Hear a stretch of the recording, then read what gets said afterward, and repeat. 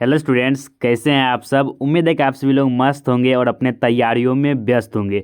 तो आज का वीडियो आपके लिए बहुत खास होने वाला है, क्योंकि इस वीडियो में हम लोग 12th बोर्ड एग्जाम 2009 के इंग्लिश के क्वेश्चन पेपर का ऑल टू ऑल क्वेश्चन का सॉल्यूशन देने वाले हैं। तो चलिए बिना समय को गवाए सभी प्रश्नों को सॉल्व करते हैं। तो इसमें देखिए ग्रुप 4 दिया गया है। इसमें group A, group B, group C और ग्रुप डी, चारों में प्रश्न है, चारों का सॉल्यूशन करने वाले हैं। तो देखिए ग्रुप 1 में क्या कह रहा है प्रश्न पहला कि translate the following sentence in English. यहाँ पर हिंदी में सेंटेंस को आपको इंग्लिश में ट्रांसलेट करना है।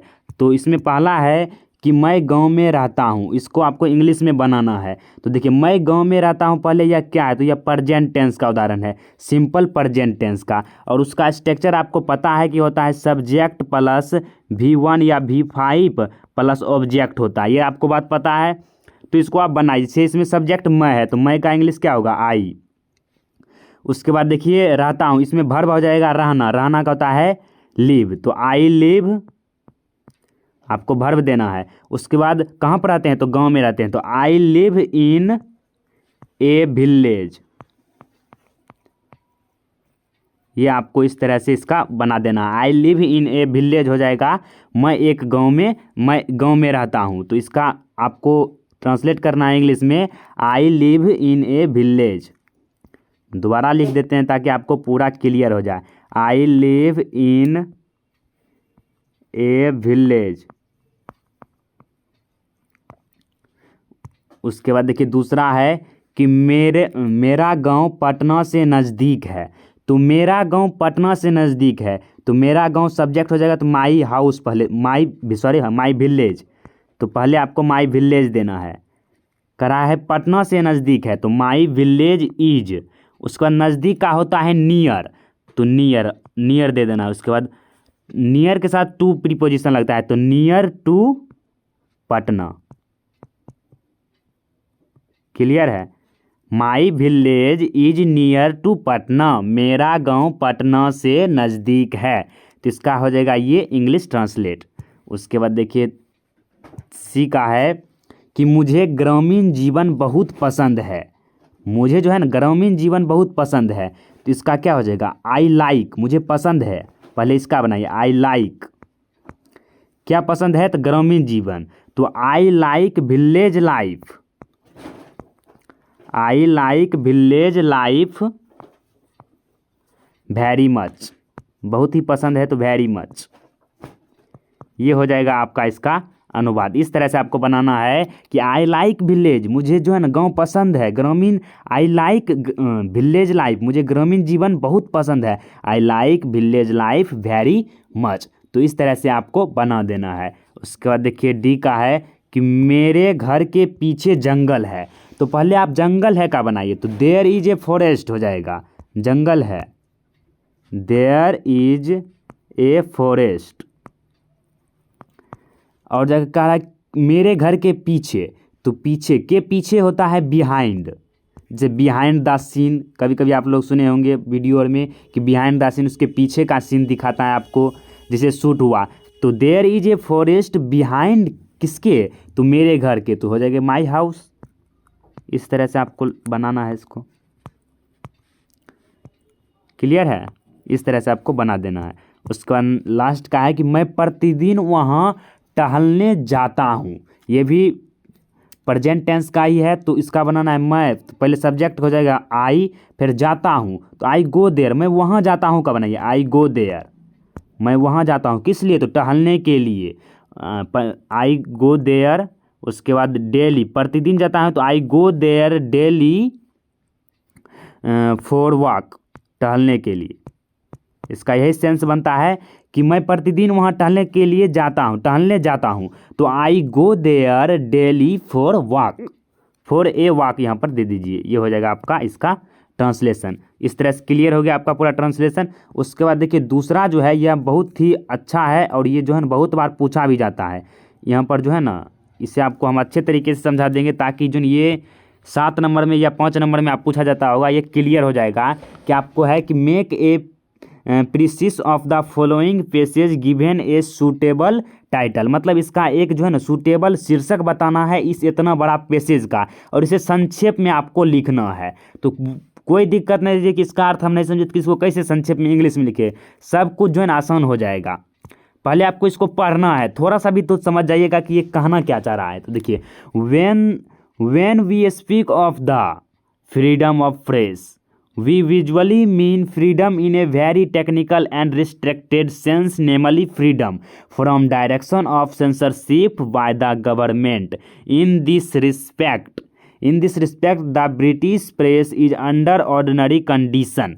देखिए, इसमें आप फ्रीडम ऑफ प्रेस मतलब प्रेस की स्वतंत्रता की इसमें बात की जा रही है, वह ब्रिटिश का।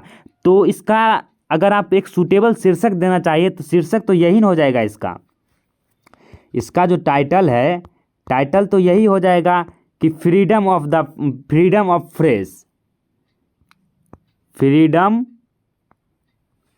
प्रेस, यही इसका हो जाएगा टाइटल। आपको एक टाइटल सिर्फ चुन लेना है, उसके बाद इसको समरी जो है ना इसको शॉर्ट में लिखने संक्षेपण करने के लिए आपको कोई दिक्कत नहीं है। इसी में से आपको 4 से 5 लाइन उठाना है और आपको अपने में लिख देना है। जैसे उदाहरण के लिए द फ्रीडम ऑफ प्रेस लिखना है, यू को नहीं लिखना। फिर usually mean freedom is a very technical and restricted sense, namely freedom from direction और सेंसरशिप बाय द गवर्नमेंट। यहाँ से एक लाइन ले लेना है ऊपर वाला, जिसमें जिस तरह से जो भी थोड़ा सा आपको लगे कि ये मुख्य पॉइंट है वो उसको आपको ले लेना है। उसके बाद इसी तरह से 2-3 जो है ना आपको इससे निकाल कर लिख देना है। आपको एक इससे 4 से 5 लाइन इसका निकाल करके उसके बाद जो है ना आपका हो जाएगा समरी। इसका समरी या संक्षेपण आप कह सकते हैं, उसे आप अच्छे तरीके से लिख पाएगा। तो ये क्लियर हो गया। उसके बाद देखिए तीसरा नंबर का क्या प्रश्न है। देखिए, ये सभी जो आप प्रश्न बताने वाले हैं ये तो अभी इस तरह के नहीं पूछे जाते हैं, लेकिन यही प्रश्न आप ऑब्जेक्टिव रूप में रहते हैं। तो पहला प्रश्न क्या है कि put the verbs in the following sentence into correct tense form. यहाँ पर जो भी दिया गया है आपको सेंटेंस, उसमें आपको करेक्ट टेंस फॉर्म्स में लगाना है, मतलब कौन सा वर्ब इसमें यूज होगा सही रूप से, तो वो आपको यहाँ पर बताना है। तो देखिए, यहाँ पर आप बता सकते हैं जैसे honesty be the best policy, इसमें क्या लगेगा यहाँ पर वर्ब, ये वर्ब तो है नहीं लगेगा, लेकिन यहाँ पर इसके स्थान पर क्या लगेगा। तो आप लोग ये सुने होंगे बहुत बार कि honesty is the best policy, जो ईमानदारी होता है वह सबसे अच्छी नीति होता है। तो ऑनेस्टी इज़ द, ये पढ़े होंगे। तो इज यहाँ पर वर्ब लगा है, तो यहाँ पर आपको इज इसका राइट आंसर हो जाएगा। अगर ऑप्शन में अगर आप पूछा जाएगा तो आपको इज लगाना है कि honesty is the best policy. उसके बाद दूसरा है कि he live Patna a month एगो, मतलब वह जो है ना 1 महीना पहले ही पटना छोड़ दिया है। तो यहाँ पर छोड़ दिया है, तो देखिए पास्ट का बोध हो रहा है, पास्ट टेंस का यहाँ पर बोध हो रहा है। तो जब भी पास्ट टेंस का बोध होता है इसमें वर्ब टू लगता है। तो लिव का यहाँ पर हो जाएगा लेफ्ट, लिव लेफ्ट होता है, तो ये वर्ब टू हो जाएगा। इसका वर्ब 3 भी यही होता है, तो यहाँ पर आपको लेफ्ट लगाना है, यहाँ पर लेफ्ट वर्ब का प्रयोग होगा। ही लेफ्ट पटना ए मंथ एगो होगा इसका राइट आंसर। उसके बाद ही ऑलवेज कम लेट, वह हमेशा लेट आता है। तो देखिए ही जो है ना ये ही क्या है, तो ये 3rd पर्सन सिंगुलर नंबर है और इसके साथ हमेशा V5 का यूज होता है, लेकिन कम यहाँ पर V1 है तो ये होगा ही नहीं, तो यहाँ पर हो जाएगा कम्स। इसका राइट आंसर हो जाएगा कम्स, कि ही ऑलवेज कम्स लेट। इस तरह से क्लियर हो गया। अगर आप ऑब्जेक्टिव टाइप में पूछा जाता है तो आपको इसको अच्छे तरीके से बना देना है।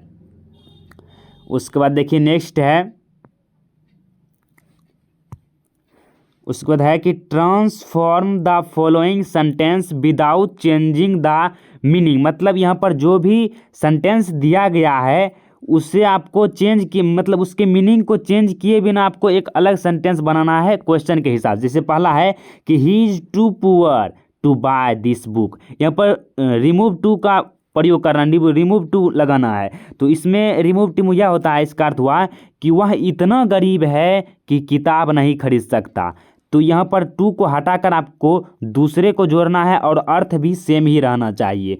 तो यहाँ पर आप इस तरह से जोड़ सकते हैं, जैसे ही इज, टू की जगह आप सो लगा दीजिए, ही is so poor, he is so poor, उसके बाद डेट लगा दीजिए, ही इज सो पुअर, यहाँ पर पुअर हो जाएगा सो पुअर, सो पुअर हो जाएगा ही इज सो पुअर, सो लगा देना है टू की जगह। उसके बाद डेट, और डेट के बाद आपको लगा देना कि he can not buy this book, जो है ना वह इतना गरीब है कि एक पुस्तक नहीं खरीद सकता है। तो इसका क्या हो जाएगा कि he is so poor that he can not buy this book. इस तरह से आपको रिमूव टू का प्रयोग करके बनाना है। फिर है हरी इज टेलर, मतलब taller than all other boys. Hari जो है वह अन्य लड़कों से लंबा है। इसमें आपको पैसिव डिग्री में इसको बदलना है। तो इसका आसान से हो जाएगा कि no other boys is so tall as Hari. कोई लड़का नहीं है जो कि हरी से लंबा है। तो इस तरह से no other boys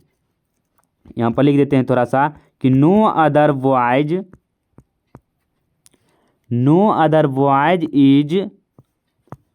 is so tall as Hari. इस तरह से आपको इसको बनाना है। उसके बाद है नेक्स्ट है कि can you climb up this tree.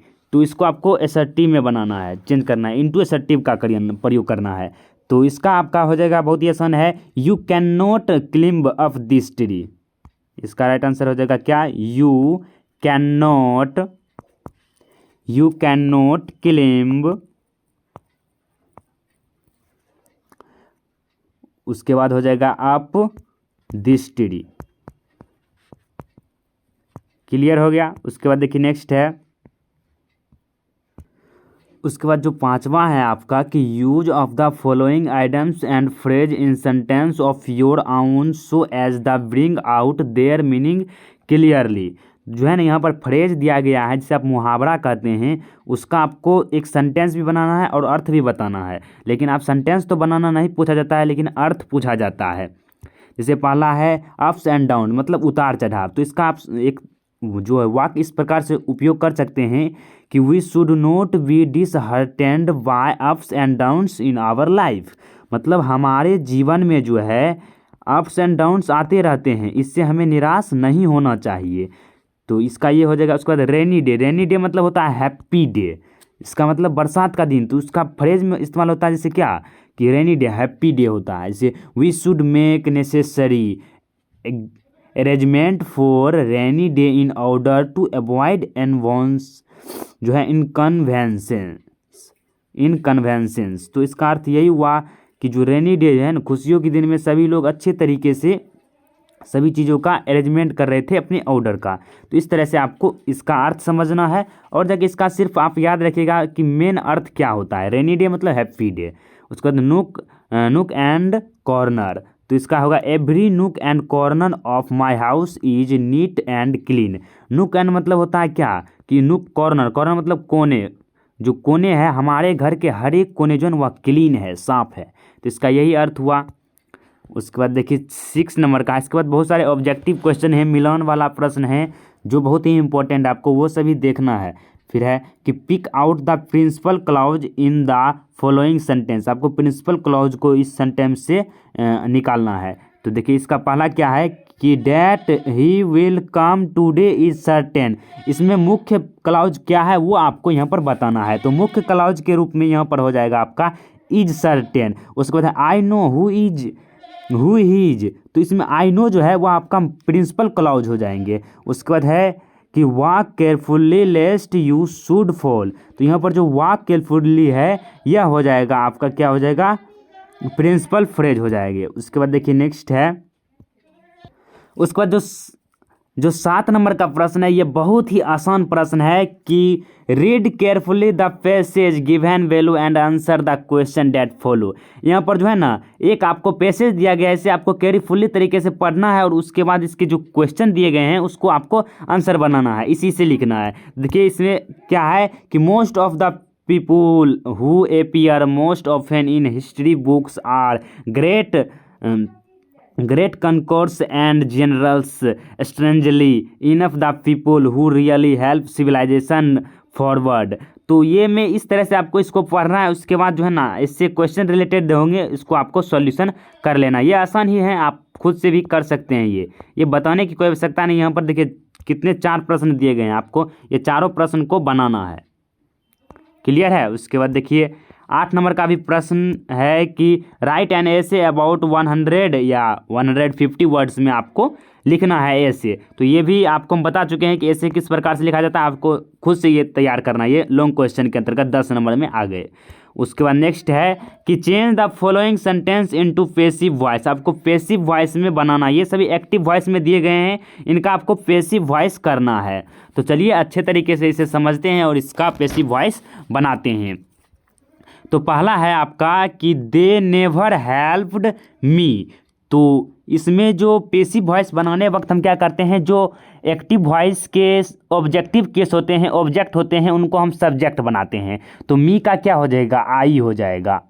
They never helped me, ये पास्ट टेंस के अंतर्गत आ जाता है, तो वाज या वेयर का प्रयोग हो जाता है, तो आई वाज हो जाएगा, आई वाज। फिर है नेवर, तो नेवर को सीधा उतार दीजिए, never. I was never helped bye them, I was never helped bye them. आपको हेल्प दे देना, उसके बाद वर्ब लगाना है, और इसमें हमेशा वर्ब 3 आता है पैसिव वॉइस में, ये आप याद ही रख लीजिए। ऑप्शन में रहेगा तो आप उस तरह से बना सकते हैं। आई वाज नेवर हेल्प्ड, उसके बाद बाय, उसके बाद इसका जो है ना हो जाएगा देम। क्लियर है, इस तरह से आपको बना देना है। उसके बाद है they will punish you for your मिसडेड।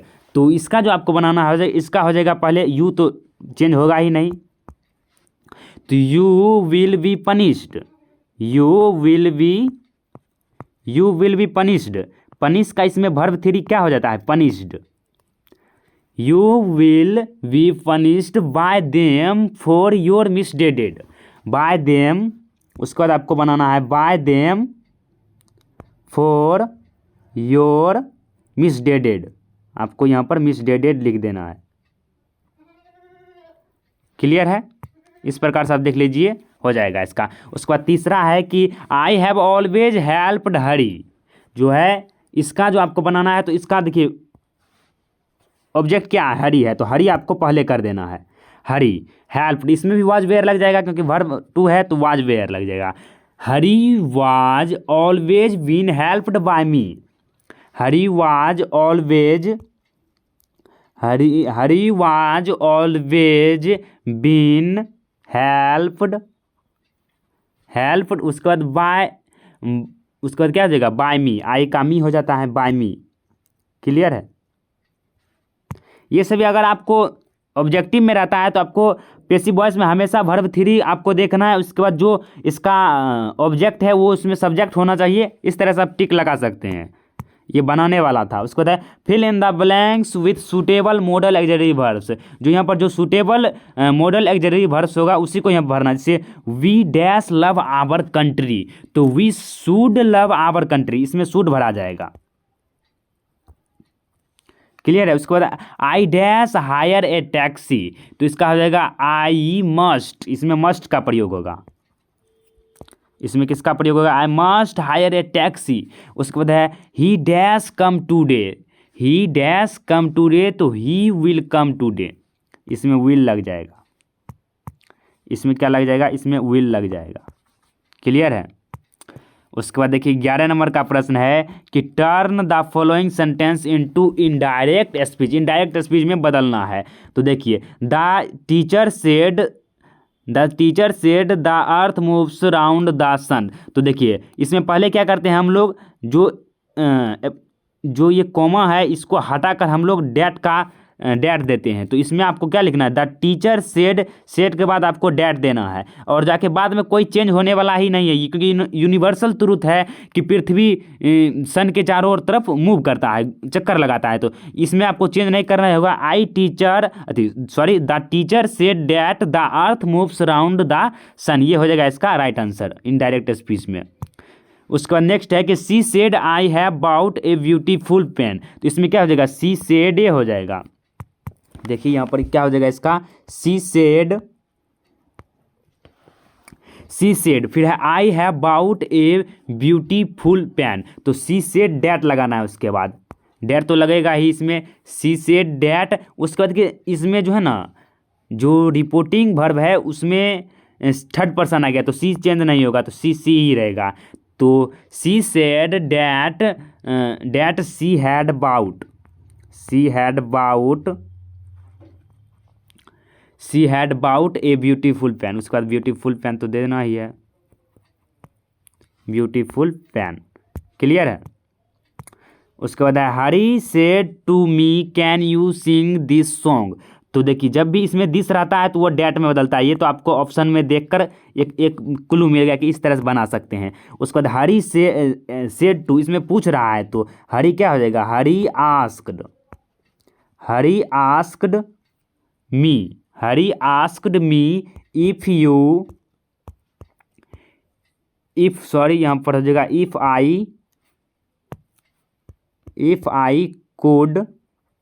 If I could sing that song, sing that song, clear है। उसके बाद हम लोग सब जो है ग्रुप 2 के क्वेश्चन को सॉल्व करने वाले हैं, और ये बहुत ही अच्छे प्रश्न हैं जो कि आपके व्याख्या में एक्सप्लेनेशन में भी काम देने वाला है। तो पहला है कि व्हेन थाउ साइज्ड नोट विंडे but sized my soul away. यह जो पंक्ति देख रहे हैं आप, लाइन्स देख रहे हैं, यह किस कवि की रचना है? तो यह sweetest love I do not से लिया गया है, sweetest love I do not go से लिया गया है, आई डू नॉट गो से लिया गया है। तो इसका क्या हो जाएगा, इसके राइटर, इसके कवि कौन है? तो जॉन डन है। तो इस पंक्ति के जो किसके द्वारा लिखा गया, तो पोइट कौन हो जाएंगे? तो जॉन डन हो जाएंगे। इसका राइट आंसर क्या हो जाएगा? जॉन डन, क्लियर है। उसके बाद है I celebrate my self and Singh my self, मैं अपने आप को सेलिब्रेट करता हूँ, मैं अपने आप का गुणगान गाता हूँ। तो ये song of my self chapter से लिया गया प्रश्न है, song of my self, song of my self chapter से लिया गया है। और इसके जो पोइट हैं वह वाल्ट व्हिटमैन है, वाल्ट व्हिटमैन। इसका राइट आंसर क्या हो जाएगा? वाल्ट व्हिटमैन इसके पोइट हैं। फिर है where are the song of spring ay there where are they. तो ये जो है ना ऑड टू ऑटम चैप्टर से लिया गया है, ऑड टू ऑटम, और जिसके कवि जॉन कीट्स हैं, जॉन कीट्स हो जाएंगे इनके कवि। उसके बाद है and when you think he's half asleep he is always wide awake. तो इसका क्या हो जाएगा? तो ये जो चैप्टर जो है ना, ये जो लिया गया है पंक्ति, या टी.एस. इलियट के द्वारा लिया गया है। जो मैकाविटी द मिस्ट्री कैट था, टी.एस. इलियट जी के द्वारा लिखा गया, तो उसी का यह पंक्ति है। फिर है I swear to save fire from the scene of forgetfulness. तो इसमें फायर आ गया, तो फायर हिम चैप्टर से लिया गया है, फायर हिम चैप्टर से लिया गया है, जो कि के.एन. दारूवाला के द्वारा लिखा गया है। तो ये पंक्ति के कवि कौन हो जाएंगे? K. N.. Daruwalla, K. N.. Daruwalla, Daruwalla, clear है। उसके बाद देखिए मिलन वाला प्रश्न है, यह तो आसानी होंगे, आप बना ही दीजिएगा कि match the names given in list A with appropriate titles and list B. तो जॉन डन, जॉन डन किसका हो जाएंगे? तो जो जॉन डन जी हैं, जॉन किस्ट हैं, जो किट्स हैं, जॉन किट्स किसका हो जाएंगे? ऑड टू ऑटम का हो जाएंगे। तो इसका राइट आंसर क्या हो जाएगा? 5वां। उसको वाल्टर डेलामेर, तो एन ई पीठाप सीधा सीधी मिल जाएगा। फिर Kamala Das my grandmother house. फिर के.एन. दारूवाला अभी बताए थे फायर हिम। उसके बाद W.H. Auden now the lips are falling fast. एक बार और देख लीजिए कि जो पहला है वो हो जाएंगे आपका ऑड टू ऑटम का, और वाल्टर डेलामेर हो जाएंगे एन ई पीठाप का। उसके बाद कमला दास जी हो जाएंगे, वो हो जाएंगे आपका माई ग्रैंड मदर हाउस का। के.एन. दारूवाला किसका हो जाएंगे? तो ये हो जाएंगे आपका फायर हिम का। उसके बाद W.H. Auden now the lips are falling fast, clear है। उसके बाद देखिए नेक्स्ट है कि give in short the summary of any one of the following poems. इसमें किसी एक पोएम का आपको समरी लिखना है, तो वो आपको खुद से करना है, ये लॉन्ग क्वेश्चन है। उसके बाद देखिए नेक्स्ट है,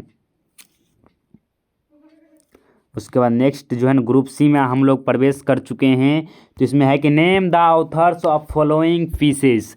तो इसके आपको ऑथर बताना है, राइटर कौन है वो बताना है। Indian civilisation and culture. तो इंडियन सिविलाइजेशन एंड कल्चर किसके द्वारा लिखा गया है? तो महात्मा गांधी के द्वारा लिखा गया है।